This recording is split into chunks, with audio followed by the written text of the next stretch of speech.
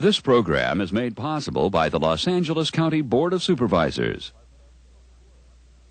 the Los Angeles County Department of Public Works, and the Los Angeles County Office of Education.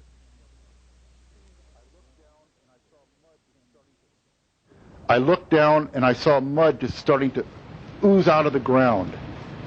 And then this terrible roar, and I screamed as loud as I could at my son. I said, "Get up the hill, get up the hill." It brought a huge tidal wave of rocks, boulders, logs, and things like that. The noise was so loud that they had to scream at each other. You know, the people that were scrambling for safety had to scream at each other to run. The debris flow is one of the most awesome, terrifying, remarkable physical events that you can witness. If you think of a wall of water coming down a canyon, you're underestimating a debris flow. A debris flow is a type of flood in which the amount of sediment present in the water reaches very high levels, so that instead of being a normal flood with simply water flowing down a channel, we see a flow that looks a lot more like liquid concrete flowing down a channel floor. And because of that very high concentration of material, these kinds of flows, these debris flows, can carry rocks and boulders floating inside of them. All this stuff's mixed together in kind of a mud slurry like cement coming out of a cement truck.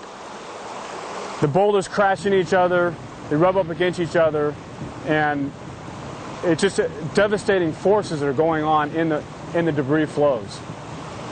The urban-wildland interface in Los Angeles is in many ways a unique situation because we have a set of mountains of San Gabriel's which rise to 10,000 feet in direct and immediate proximity with a major metropolitan area. The rapid rise and close proximity to the community presents a really remarkable set of circumstances. The mountains are high. They also are going up very, very fast, and they're very steep. The average slope in these mountains is 68%. In many cases it's 70, 80, 90%. What complicates it further is the material is largely unconsolidated. It's loose, so it's very mobile, highly dynamic, easy to put into motion. In many ways, one of the most unique situations in the world. Added to this, we have the fact of the rains. The rains in Los Angeles don't come throughout the year. They come in very intense rainfall events during a very narrow season. And during that time we have high rainfall events on steep slopes with unconsolidated material. And so we can easily deliver large amounts of water and large amounts of sediment into the basins. But the situation becomes more intense, more dramatic, and more serious when we have fire. Our local mountains are thickly covered with chaparral. The chaparral is a very thick, dense brush that burns every few years. When it burns to the ground. After burn-offs, after forest fires, the areas that have been burnt are particularly prone to mud flows and debris flows with minor amounts of rain. And perhaps even worse, during the fire we have the creation of what are referred to as hydrophobic soils, basically water-repellent soils that are formed because of gases released in the fire. Those gases that are released in the fire move into the ground and create a waterproof layer underground. So when it rains, the rain comes down, fills the soil to where that layer is, then washes everything above it off down into the channels. The result is one of the most dynamic landscapes on Earth, set right beside a large urban area. And the net result are flash floods and debris flows, not isolated out in the desert, but pouring right into large urban areas. To protect people and property, Los Angeles County has one of the most sophisticated flood control systems in the world. Debris basins, which most of the time look like big, dry, empty lakes, catch runoff from flash floods and debris flows surging down the mountain canyons. Then, flood control channels quickly move floodwaters through the city, but mountain canyons above the debris basins and canyons with no debris basins are still very dangerous, especially after we've had big brush fires. The firestorm of about 2 years ago has removed the vegetation on the hillsides. That vegetation is key for a couple of things. One is to slow down the energy of the rain droplets that fall. The next is to keep the soil together. Without that vegetation, the soil comes down off the slopes, just like it has that I'm standing on right now, covers in these stream beds, and this is where you have the debris flow situation set up once a thunderstorm or heavy rainfall event occurs.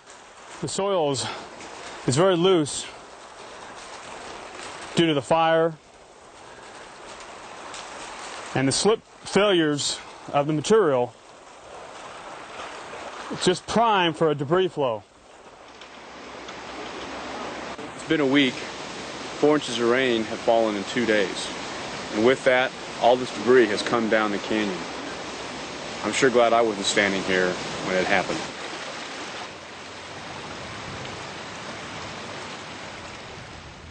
Sandbags and deflection walls can help protect homes in areas where flash floods and debris flows threaten neighborhoods, but you can't protect against all flood and debris flow events, which is why it's wise not to build in floodplains and areas subject to debris flows.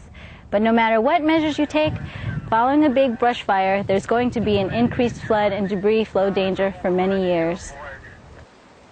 It's difficult to know how long an area after a fire is going to be able to produce a lot of debris flows and a lot of flash floods.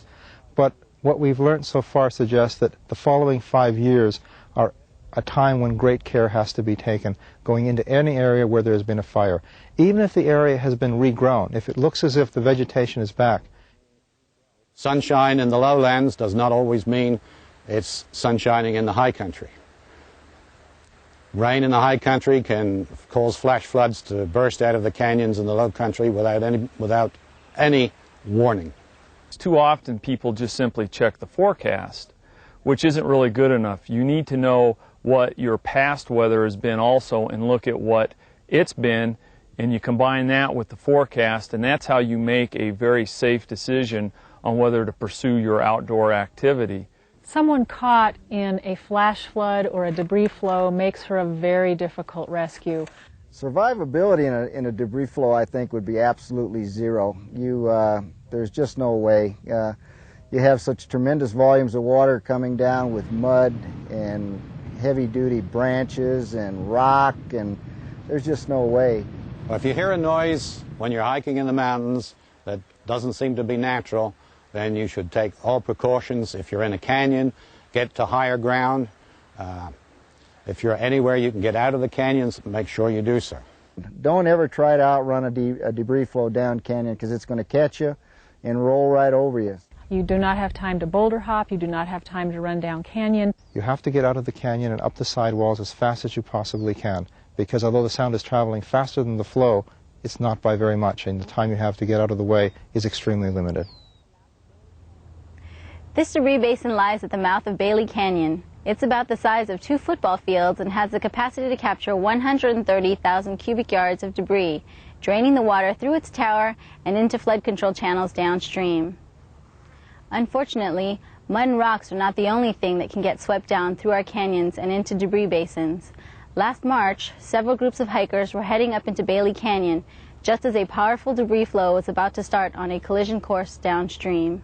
Well, it was Sunday afternoon, around 4 o'clock in the afternoon. We decided to take a hike. The day had been cloudy. No rain had fallen in Sierra Madre or in the lower reaches of the canyon all day, and I hadn't noticed any dark clouds or heavy rain showers higher up in the canyon. So we decided to take a walk and got to Bailey Canyon and decided to walk up Bailey Canyon.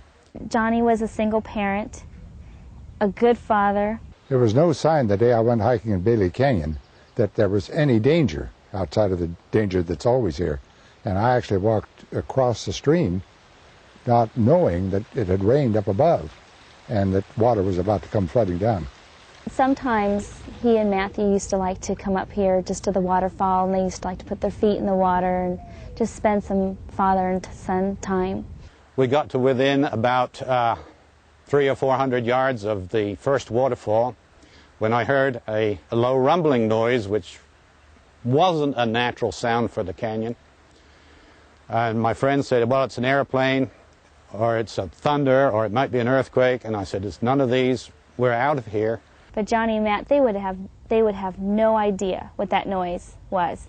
As a matter of fact, knowing my brother, he may have said, let's just go check it out, just not knowing. And suddenly, an enormous wall of water came down in the stream about 15 or 20 feet from me.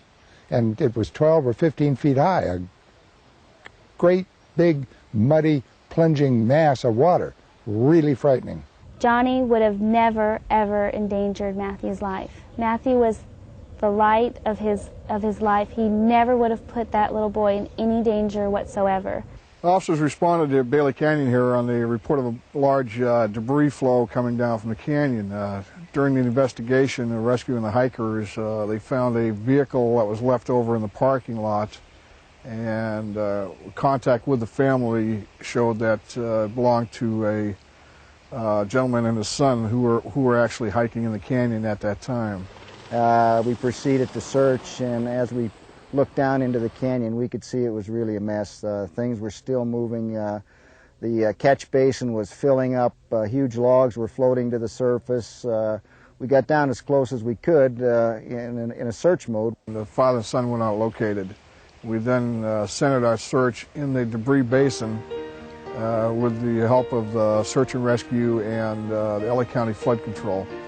And we had to start digging through about 15 feet of mud and debris. They were having to sift through every piece of mud in that entire debris basin. Throughout the entire search, we sat on the ledge of the debris basin. We were going to sit there until they brought them out or down, wherever they were. We were not going to go home without them. Approximately a week after we started, we located the father buried in the mud in the southwest portion of the debris basin. Approximately a week after that, we located his son, who was also buried in the southeast portion of the debris basin. They were both under about 10 feet of mud, and they were both deceased.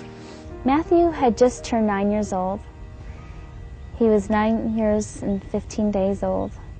Working on this rescue and getting so close to the family, it was a pretty emotional experience. I have a son the same age as Matthew, the boy that was killed in this incident. And it's brought us closer together. Day after day, sometimes I thought, what if that had been me and my son there? He was only 9 years old. Matthew was his name. If you ever met him, you'll never be the same. 'Cause Matthew had a special way of getting inside your heart, but never try to fool that child. He was way too smart. He was a little piece of heaven, and he always made us smile. And I thank God for the time we spent with that beautiful child. What a beautiful child. Life for us will never be the same. Oh, what a shame. What a crying shame. Matthew was his name. Oh Lord, Matthew was his name. Matthew was his name.